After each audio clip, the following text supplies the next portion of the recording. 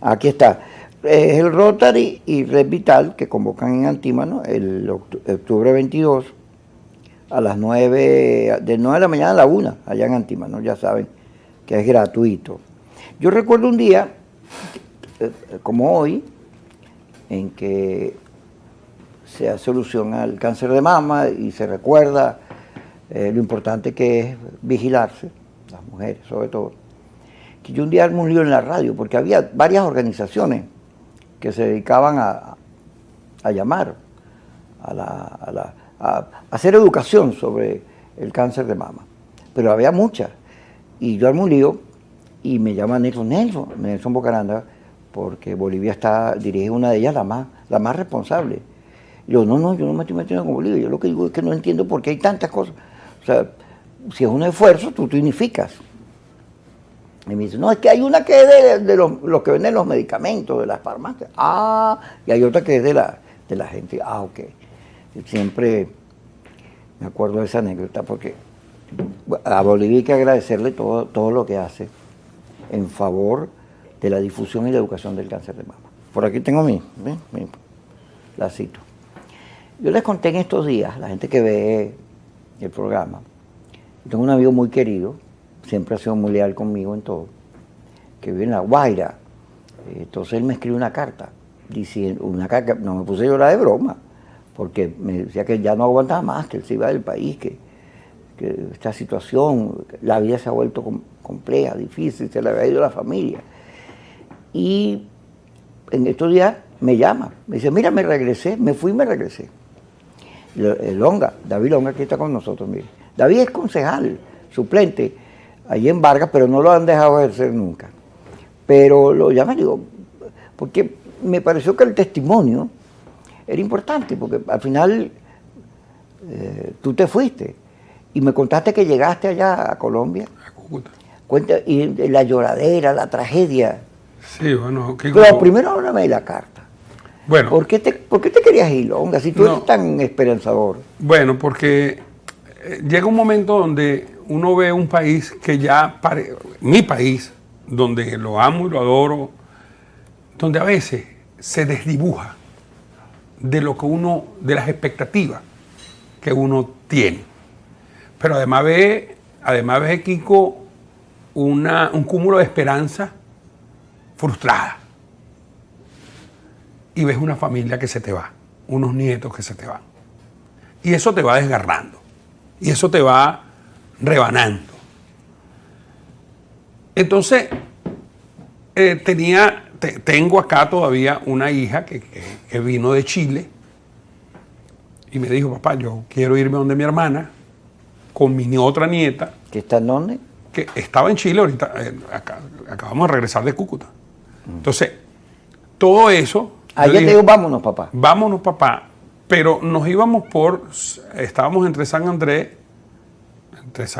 y algo que le dicen Caledonia, que era mucho más tranquilo, Pero a mí me daba temor que mi hija y mi nieta se fueran, y le dije a mi familia, a mi esposa, le dije, mira, yo prefiero acompañar a mi hija y a mi nieta, así me venga yo al día siguiente.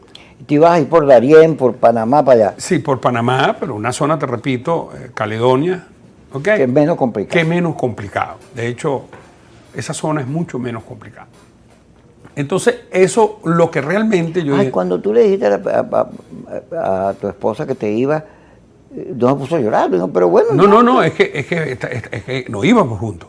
¿Ya también? Sí, claro, nos íbamos juntos porque, bueno, vámonos a acompañar a mi hija. Pero además, en lo político, en la vida pública que uno ha tenido, bueno, y a refrescarme un poco de este país, que a veces veo mucha indolencia en la propia gente. Veo mucha indolencia y veo muchos errores de nosotros quienes... Bueno, yo no tengo la responsabilidad de protagonizar la dirección nacional de la oposición, pero demasiados errores que de verdad le restan esperanza, esa fe, esa esperanza que en algún momento llegamos a tener. Yo no tengo esperanza de que el gobierno cambie nada. Ni tú ni las encuestas, o No, la gente, porque en las encuestas parece que... El gobierno no va a cambiar nada. El gobierno está tratando de ver cómo corre su arruga, cómo avanza. No tengo de verdad ninguna esperanza en eso. Pero tenía esperanza de que la oposición, de la cual formó parte en Vargas, pudiéramos de verdad, de cara al 2024 o de cara a los procesos anteriores, poder tener un poquito de seriedad, coherencia, estrategia. Y si te pones a ver, Kiko, todo se relaciona, porque aunque no querramos, aunque la señora que nos está viendo no quiera meterse en política, la política se está metiendo con nosotros. Cuando llegaste, país por parte, fíjate, estabas en Colombia, ya vas directo para allá. Tú me contaste que viste unos dramas muy fuertes. Allí, así como el rostro de mi hija, que tiene 27 años, vi cientos de muchachos en esos terminales, allá en Cúcuta, con una mochila de esperanza. Era una mochila de esperanza, de buscar una oportunidad en un país en vista de que su propio país no le garantizaba o no le garantiza esa oportunidad. Porque que se gradúe un muchacho para cobrar un salario que no llega, un salario mínimo que no llega a $2 por día, eso está por debajo de los estándares. Entonces el muchacho dice, bueno, un día mi hija me dijo, se le dañaron sus cholas, sus sandalias, trabajando en Venezuela antes de irse a Chile. Mi hija me dijo, no, papá, yo no sigo trabajando allí. ¿Por qué, hija? Papá, las cholas que se me acaban de romper son más caras. Son más caras que el salario mensual mío. O sea, yo no tengo, todo lo que me van a dar en el mes no tengo para comprarme las sandalias. Y las sandalias no es que eran caras. Estoy hablando de una sandalia de $20.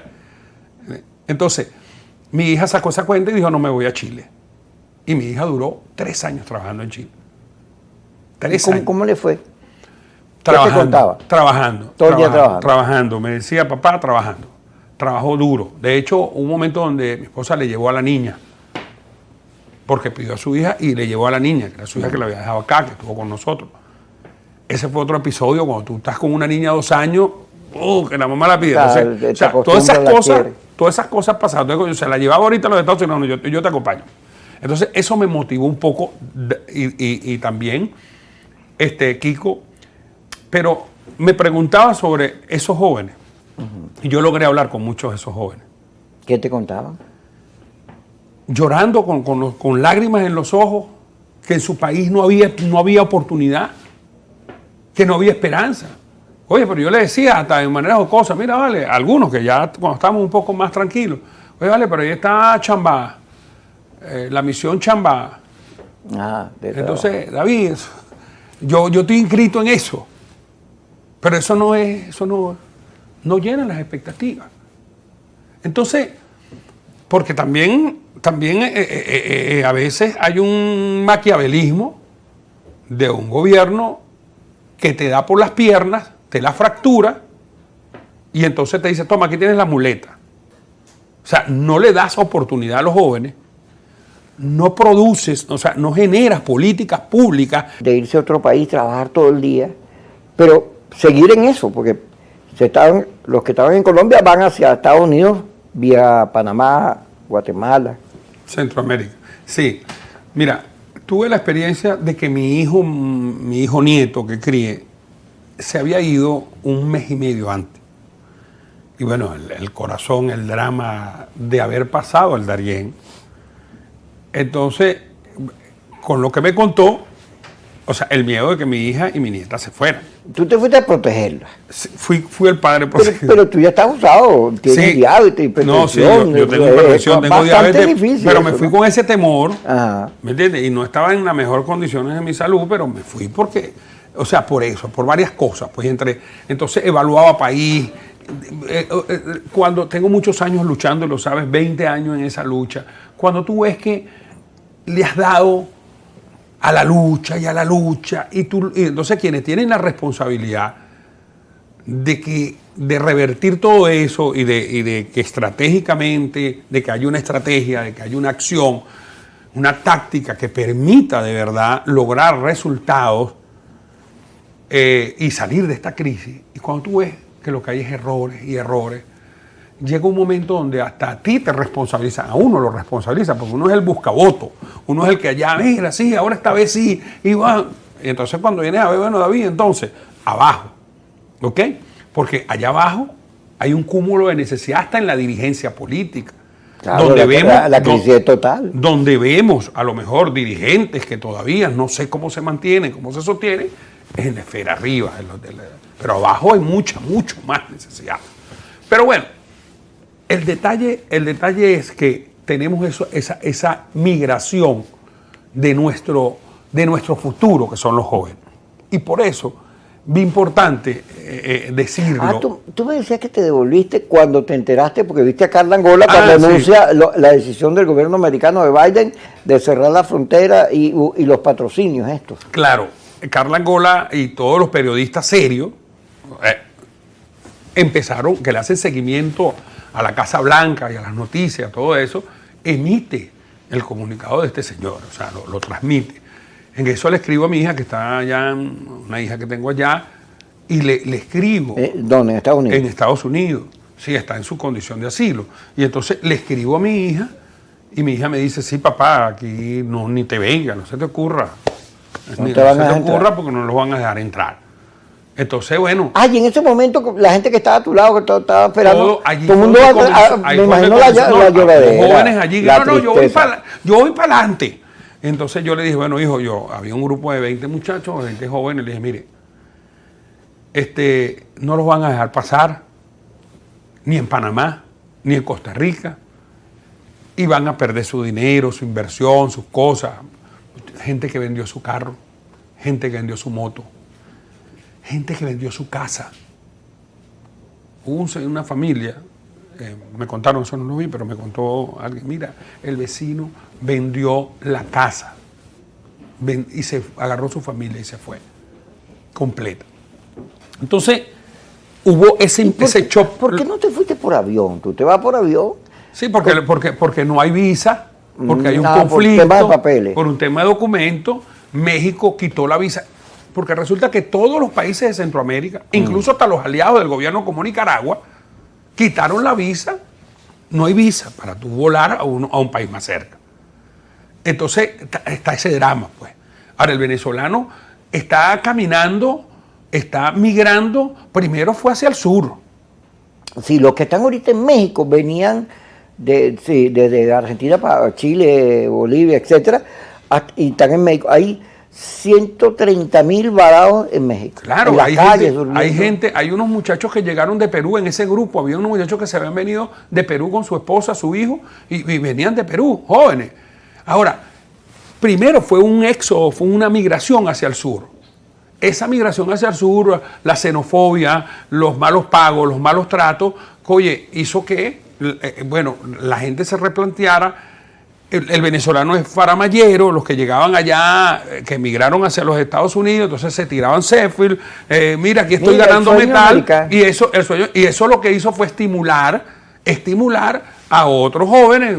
Si fulano llegó sutano y me enseñó que compró un carro en 3 meses, no, yo me voy para allá arriba. Mira, yo vi un texto de un señor que tenía 3 carreras universitarias, no sé qué cosa, y como no le daba la plata, se fue para Estados Unidos, entonces limpiaba poseta, entonces con la poseta me compré un carro, no sé qué cosa, y a mí eso me dio dolor, claro, por lo que significa la educación, la desvalorización de la educación y las posibilidades de formarte y ascender socialmente, porque al final de cuentas cualquier oficio te mata la carrera, ¿sí? El sueño de estudiar para ser mejor, te lo mata porque tienes que sobrevivir. Mira, Kiko, la crisis es tal, y de verdad de manera propositiva, de manera de mandarle un mensaje al gobierno, la crisis es tal que el gobierno tiene que ver en su magnitud que 7.100.000, que acaban ahorita de decirlo, 7.100.000 venezolanos hayan salido del país, primero hacia el sur y ahora hacia arriba, hacia el Centroamérica, hacia América del Norte. Eso no es normal. Claro, eso tiene una causa. Eso tiene una causa. ¿Cuáles son las causas? Y ellos tienen... ¿Por qué tú crees que la gente se va? La desesperanza por lo económico. La situación económica. Kiko, nosotros tenemos 5 años con una inflación. Tenemos más de 5 años. El presidente Chávez murió, Kiko, y recuerdo que se hacía cola para comprar papel toalé. O sea, es que en el 2012 no había papel toalé. Desde el 2012 había un desabastecimiento. Después vino una inflación, la gasolina. Entonces el venezolano se levanta en la mañana, tengo que echar gasolina. Ah, pero viene el gas hoy. Señor David, le pasan por el grupo, hoy viene el gas, porque ya el gas no es aquel gas que te llevaban, que tú llamabas, aló, buena, ¿cómo está? Diga, Ferrigás, mire, tráigame la bombona de gas para acá, para la casa, se la llevamos en un día. No, ya no.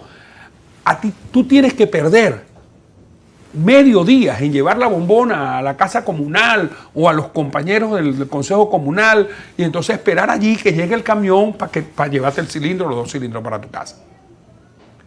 Pierdes días porque además, entonces digo, bueno, sí, pero hoy me toca el número de la placa. Entonces pierdes además tiempo, ese día también tienes que... Entonces, mira, quédate, entonces, la señora no hace el almuerzo a la hora porque tiene que cuidar los cilindros de bombona mientras tú vas a echar gasolina. O sea, esa es la vida del venezolano durante estos años. Entonces, ¿qué es lo que llega? Tú cobras, eres un empleado público, cobras el sueldo mínimo, que está, con la evaluación llegaría a $13, $12. Ah, pero entonces te mandan un bono de 23 bolívares.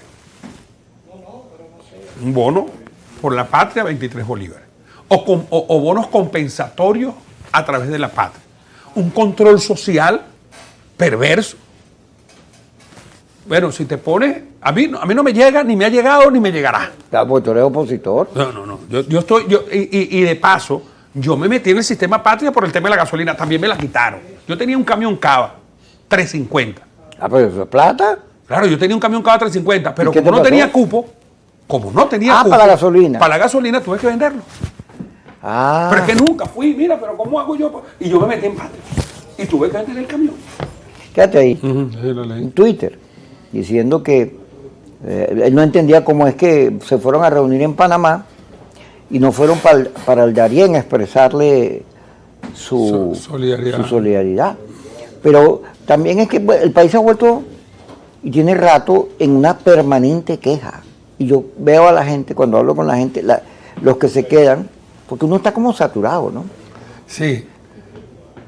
Tú sabes que yo cuando venía hacia el programa, me llamaban, me escribieron algunos compañeros en Vargas, y entonces me decían, David, trata de no hablar de la oposición.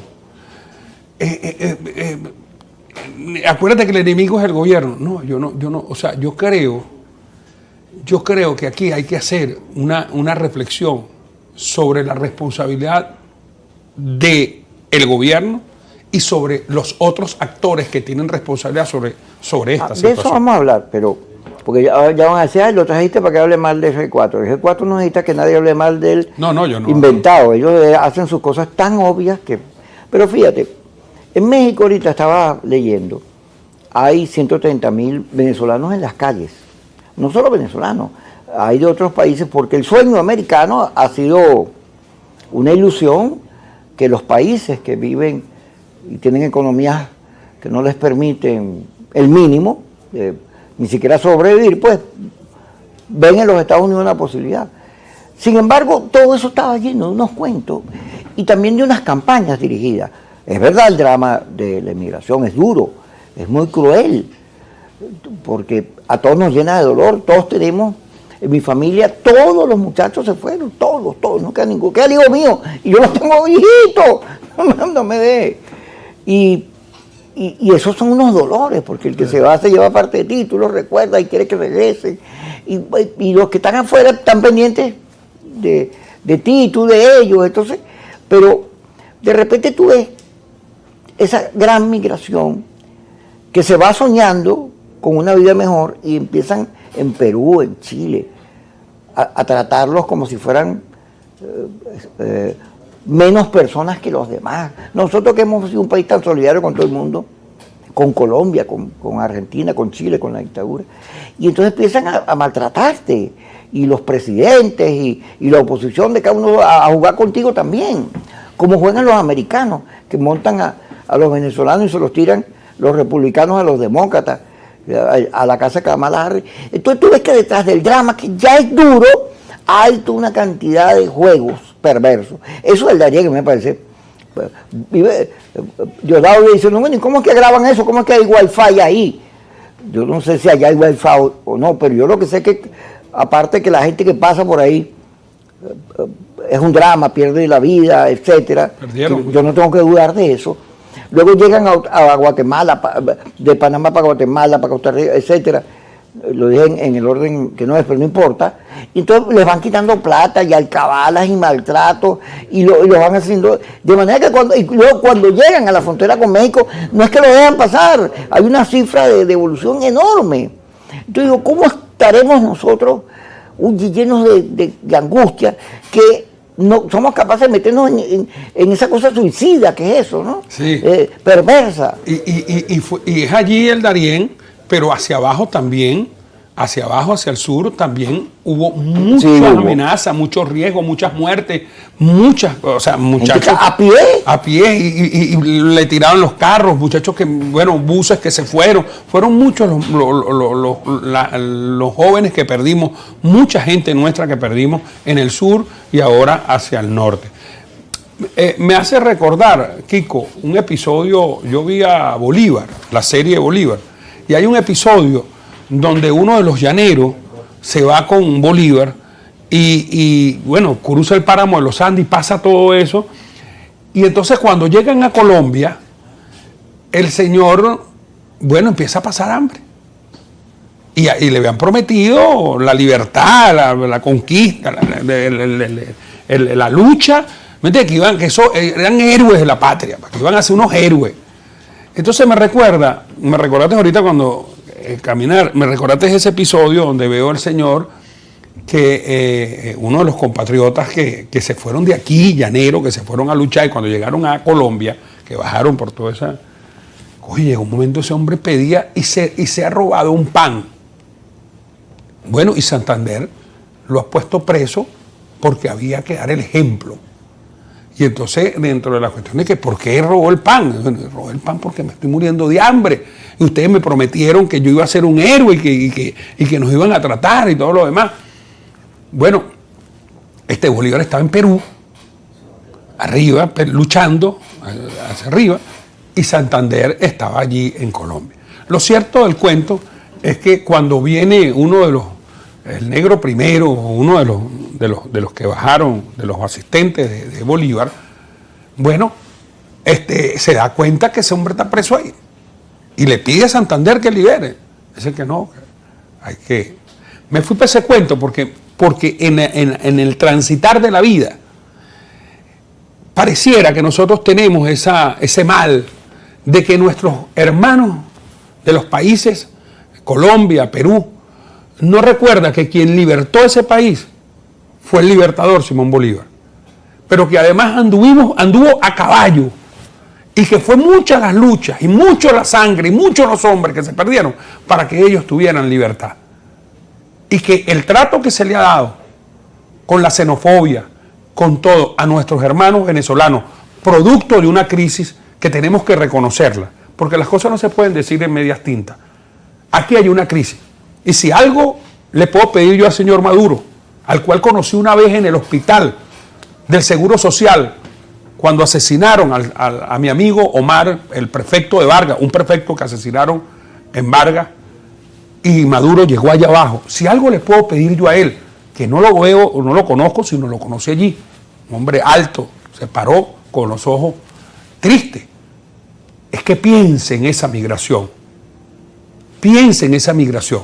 El país, el poder, no puede estar por encima de todo un pueblo que está sufriendo. Tú sabes que hay un dicho que dice que el camino al infierno está lleno de buenas intenciones. Generalmente cuando los políticos llegan al poder, casi todos quieren hacer las cosas bien, pero después la cosa les resulta difícil y compleja. Hay una carta en estos días, ayer, me consume un amigo que me dice, mira, en tal cual hay una carta de Julio Borges a propósito del asesinato de Albán, que se cumple un aniversario más. Y yo leo la cosa, está en las redes en todos lados ahorita, que es diciendo cómo él se va reuniendo con militares y va contando con este, con el otro, y va armando todo un hilo, él mismo dice, hilos de relaciones. O sea, casi que como diciendo, bueno, estábamos armando una conspiración, pero yo leo esto y digo, bueno, pero no entiendo cómo va a decir esto a propósito de Albán, o sea, como queriendo decir que un contrasentido. Entonces, tú te empiezas a meter en todo, este país pareciera haber perdido la lógica, la razón, porque todo es un problema de sobrevivencia, ¿no? Sí. No pensamos en lo demás, no pensamos, ¿cómo sobrevivo yo de esta cosa tan dura? Cuando regresemos, vamos a seguir hablando aquí, comentando con David Longa estos temas que vamos. Pero fíjate, yo recuerdo una anécdota de La Guaira, que la uso mucho cuando discuto estos temas. En medio de la tragedia había algunos sinvergüenzas atracando, robándose las casas. Había algunos señores que con un palo cargaban una muchacha. ¿No te acuerdas de aquel cuento horrible? Que llegó la policía y lo detuvo. Hay gente que en la tragedia se deshumaniza. Y entonces sobrevivir a cualquier costo. Eso es un drama que hay que ver bien, porque la peleadera esta, en estos días estuvo aquí María Verdial, del MAS, y dijo una cosa que también la vi por todos lados, diciendo, aquí todos hemos metido la pata, ¿no? El que esté libre de pecado que tire la primera piedra, porque aquí todo el mundo se ha equivocado. Aquí producimos una confrontación de buenos contra malos, derecha contra izquierda, pobres contra ricos, etcétera, que el resultado de esa confrontación es este país que estamos viviendo. Esa desmoralización de que tú ni siquiera te quedas en tu país a luchar a cambiarlo. Yo siempre pongo, tú te imaginas que Bolívar, Páez, Rivas, todos ellos, no, los españoles son muy duros, no me voy, porque además eran ricos, no eran pobres. Esa idea de que ni siquiera vale la pena luchar por tu país, me voy, con todo lo que significa eso. Pero es que también Venezuela, cuando tú te pones a ver, tú mismo lo dijiste, hubo semanas sin luz, no había comida, no había papel toalé, la inflación más alta del mundo, toda una situación de crisis que cuando tú la vas a analizar tiene que ver con la intolerancia, con esa manera de ver la política como enemigos, no como adversarios o en democracia donde debatimos, sino que yo te quiero sacar, yo te quiero empujar. Entonces aquí en Venezuela hay varias frustraciones. La primera es la vida, que no vives bien.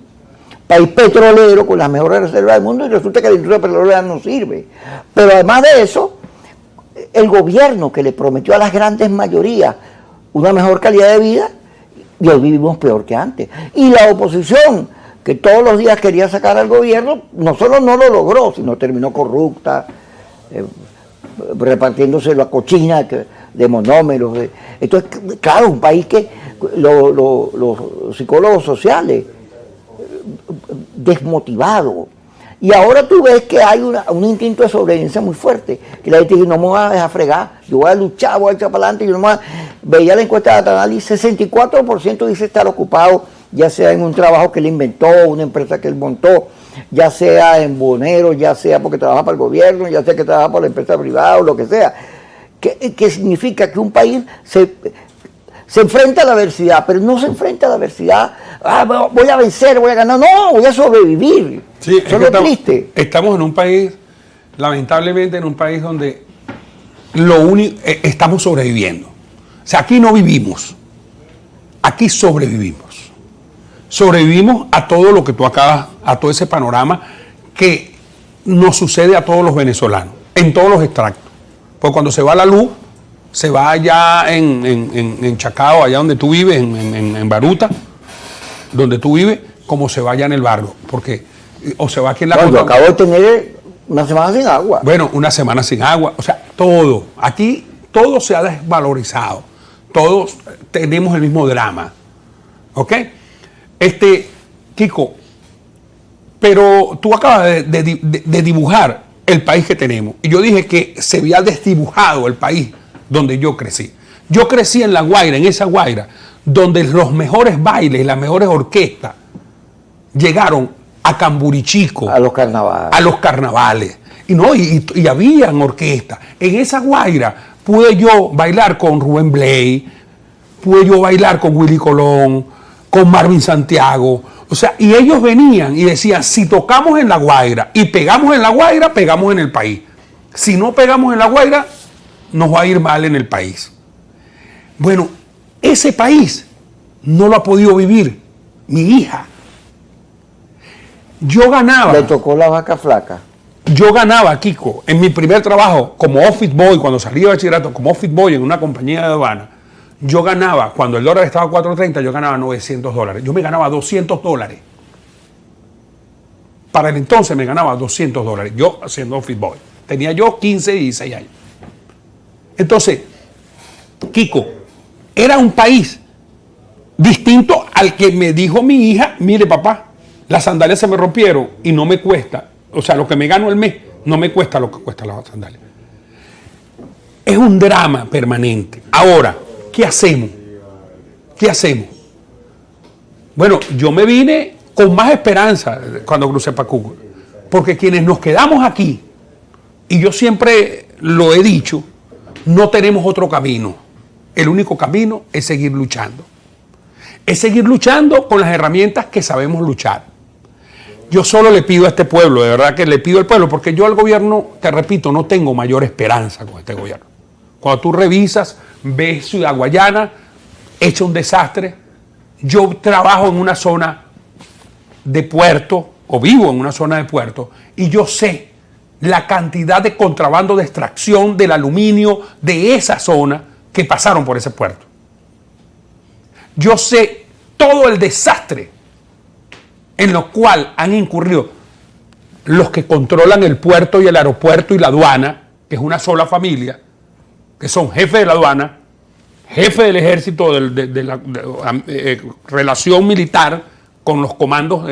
Entonces, todo eso se relaciona. Yo sé todo lo que ha salido por ese puerto y lo que ha entrado por ese puerto.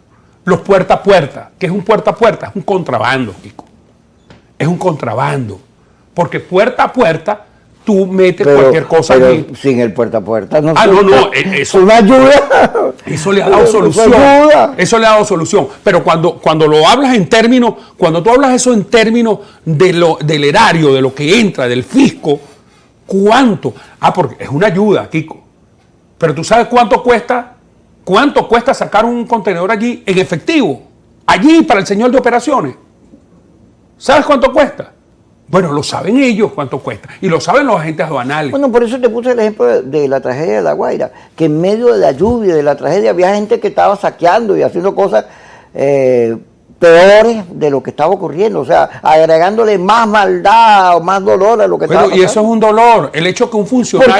Porque las crisis también, fíjate, hay gente que la ve como oportunidad y esos son los que salen para adelante, pero hay otra gente que no, lo que ve es sálvese que pueda. Mira, el hecho que un funcionario público, y lo decía Bolívar, el hecho que un funcionario público te diga, sí, señor Longa, tráigase 10 contenedores, ponga aquí $9,000 por cada contenedor. El hecho que tú no vayas a un banco ni a un sistema de aduana y te metas en el sistema y pagues tus impuestos para que eso se traduzca en bienestar para el pueblo, sino que tú durante un pote de años, tú vayas allá donde el jefe de la cosa allá y ese jefe manda un maletín para arriba y todo eso se reparte en corrupción. Eso es la miseria humana que nos está pasando en este momento. Porque las crisis, David, fíjate, las crisis no solo que la política está en crisis o la economía, es que todo entra en crisis. Sí, todo lo demás. La crisis va devaluando desde la plata hasta el alma. Vamos a seguir hablando con David Longa, pero vamos al corte y ya regresamos.